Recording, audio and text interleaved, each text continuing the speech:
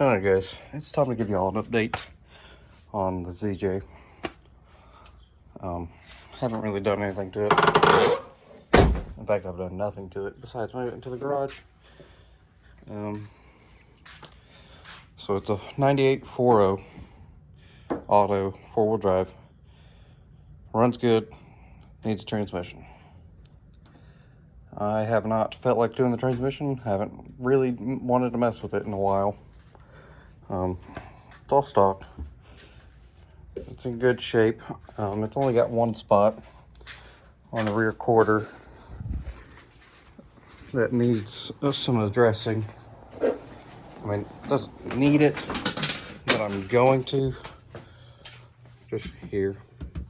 Other than that, it's in pretty good shape. But we wanted to get Anna a Jeep so we can go off-roading, because you know Zach's got his, I got mine up there, and so last night we went and picked up something a little more done for her so we can go ride. So we went and picked this thing up. It is a 97. It's 4-link rear, long arm front, all rusties. The paint, as you can see, is camo, not the best. It's whatever, that can be fixed. Brand new Mickey's. It's got this pretty cool bumper, ties in everywhere. I need to drill some holes so I can put a winch up here. But the cool part, it's not the 4.0, it is the 5.2. So got the V8 in it, got a lot of good parts on it. That's one of the big reasons I went ahead and went for this, is just because it's got a lot of good parts on it. So it's got the Edelbrock intake on it, so it's a Woods toy. It's a little beat up. It's been used, but it ain't no different than the red one there. So I need to swap the cowl over. This one's got no carpet in it, which probably what I'm going to do is pull all the good stuff out of that other one in the garage and stick in this. But yeah, it's a pretty good deal. Couldn't really pass it up for the deal.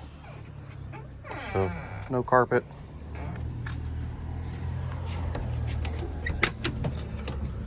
He threw in a brand new radio and install kit for it.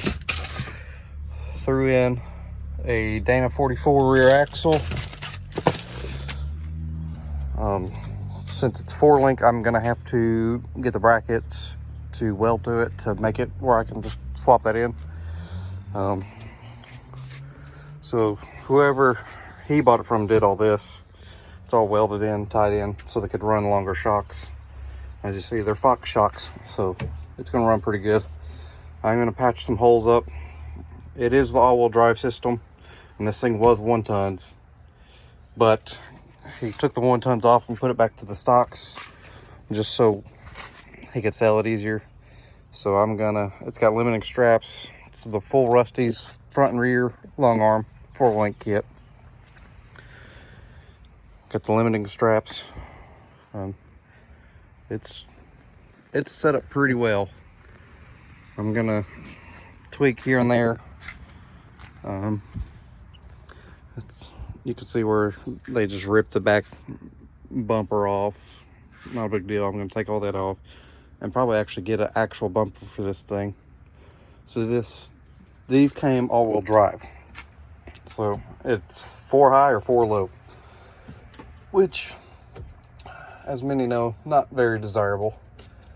So what we did, or what he did, is he went and got a 231, like what's in my Cherokee, for this thing. He didn't put it in yet, but got the drive shaft for the front. So it's already converted from that crappy CV viscosity joint type deal they got in it. He threw in a 231, which, as you can see, leaked all over the place on the way home. No big deal. But yeah, so I got a Dana 44. I need to This is from a factory V8 Jeep, so it's the Dana 44A.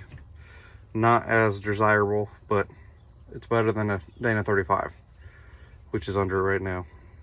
So what I'm going to do is get all the brackets ordered, cut, and start cleaning this thing up, and get all the brackets welded up so I can put the 4-link system on this and throw it under, just so we have a 44 under it, because this thing's going to get beat up, especially once the 231 goes in. So I'm just doing some cleaning, going over everything, just making sure it's all going to be good. But yeah, this is our new project. I'll kind of go through it a little bit more and show some more stuff. So it's the Rusty's radius arm, long arm. You can tell it's all still pretty new. It ain't beat up too much. Got the Rusty's 4-link rear. One of these, I think it's this one, yeah. This one needs to be rebuilt, the joints, front and rear, which, again, not that big of a deal. They sell because it clanks. You hear that going down the road. Again, not a big deal. Easily fixable. And another reason I want to go ahead and swap in the 231 is that way I can get the SYE in it and get rid of this. Go with the SYE, because I have obviously the 242 out of the other Grand Cherokee, but I'd rather go 231, stronger, and slip yokes are way cheaper. So that's it for this thing. It's gonna get a set of rock rails sliders here soon, and just it's gonna be a rig, but it's gonna be fun. It's got a brand new cat welded in, muffler welded in, which I don't care for because we don't have emissions, but it is what it is. The front is trussed on the bottom. It's 373 gears. So what's going to end up happening is this one's going to end up back on tons eventually, since it's more of setup for it. It's going to go on tons. I'll take this Dana 30 out and stick it under the Cherokee since it's already got a trussed when we do gears, and we'll go from there. I'll have to go back and recut the brackets off a little bit better. They obviously don't hit, but it'd just be more clean to cut them off a little bit more. But we ended up buying it for, I think, a really good deal. More than what we paid, less than what it would cost just to get the long arm and the rear 4-link. So can't complain. The dude was just getting out of Jeeps, going back to side-by-sides or actual buggies, I think is what he said. But got the Fox shocks going through. Like I said, we'll have to clean it up some, fix some of the floor, just all around, just go back and make it more streetable, which we drove, I'd say 2 hours. I think it was right at 2 hours, or just under 2 hours to bring it back home. It's got the battery tender on it. This was just his Woods toy, but so we're gonna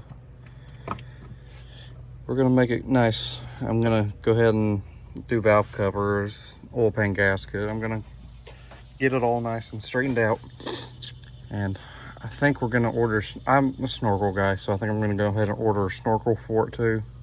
I just love the way they look. This thing ain't gonna need it. The red one really doesn't need it. We have gone through some deep stuff where it's been nice to have it, but this thing makes mine look small, which I'm not too thrilled about, but that just means I can go bigger.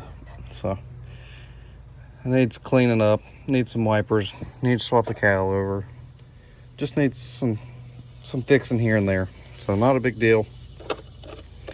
I'll go through it all and get it all dressed out, like simple stuff. There's for the battery, so it needs to tie down, put back on. I'm gonna go through it and just get it all nice and cleaned up, just cause make it more reliable. It is gonna get painted. I kind of like the camo. It's unique. definitely stands out. But we're gonna bed line this one. I don't know what color we're going with yet. I have an idea, and we're bed lining this one. She wants teal. I said, no, I'm not painting it teal. So I think what we're gonna do is go with like a gunmetal gray bed liner, and we'll paint, because this is technically for her, even though I'll probably end up driving it more than her since it's more of a rig. But we'll end up painting this probably teal and doing the accessories in teal for her, just to make her happy. But the rest of the Jeep will be, I'm thinking gunmetal gray. I kind of like that. And we're doing metallic blue on this one. But this is it. This is our newest rig. It's up there. It makes my 5.5 inch lift look tiny. Not sure. He said it was a 5, which I don't. It can't be, because it towers over mine. I'm thinking it's more of a 8.5 lift, but we're super happy with it. Love it. Can't wait to actually go wheel it, see how well it does, and go from there. But thanks for watching. This is our newest adventure on this thing. So you'll see some more videos. So now we'll have one more Jeep to go with us when we go riding. So it's on 33s just like mine, so that's why I'm thinking it's about a 7 or 8 inch lift, because it's a good 2 inches taller than mine, which I know the body's taller anyways, but just the way it sits, I think it's 8 inch lift. So that's it.